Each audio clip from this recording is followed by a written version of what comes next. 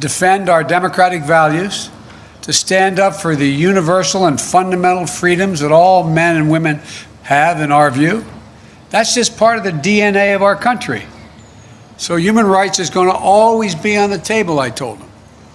It's not about just going after Russia when they violate human rights. It's about who we are.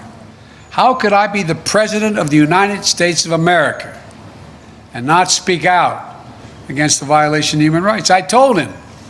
Will Russia face any consequences if Vladimir Putin does not agree to stop the war after your meeting on Friday? Yes, they will.